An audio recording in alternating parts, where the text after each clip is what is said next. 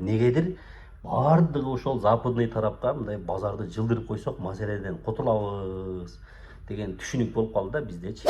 Эми сунуш катары дагы айтып коеюн. Мен базарларды бөлүп туруп ар жакка салат элем.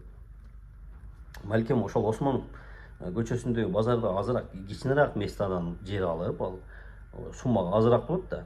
Башка суммага бул жагы Фуркат тарапка бир жерге базар кылып, бул жагы Кара Суудан келаткан жака дагы бир базар кылып, ошондо мындай базарларды 3 жака чачканда, ошондо унатыгыны шаарга азаят беле.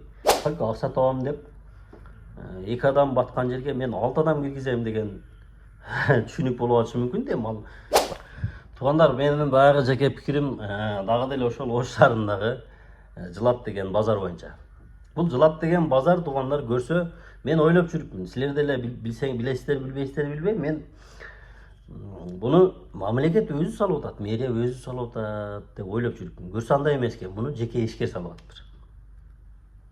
Эми жеке ишкер дегенде жекечиликте каршылык жок, бирок жеке ишкер дегенде менде мындай түшүнүк бар да. Жеке ишкер мамлекетке караганда жакшы салат. Ал себеби ошол жерден акча табайын, ошол жерден байыйын, ошол жерден мындай болуп кетейин деп ишти кылат деп ойлоп туруп, мен жеке ишкерлерди сонун кылып салат деп элестетим. Бирок андай эмес да. Бирок мына базар мен жеке пикиримде заман талабына жооп бербейт. Мен о башында эле мурдагы мэрдин убагында деле айткам, ошондо деле жаман көргөндөр болгон.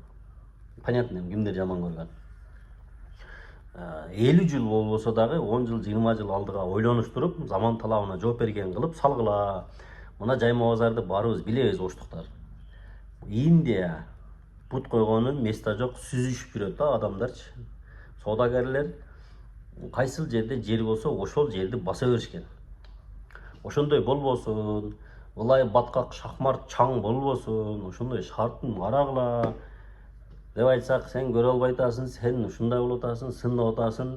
Айланайын туугандар, биз баарыбыз ушу мамлекеттин жараныбыз го. Биз деле ошол өнүксөк, ушундай жакшына бир шарттар менен базарлар болсо, биз ошол жерге биз дагы барсак деп ойлойбуз да, биз делечи.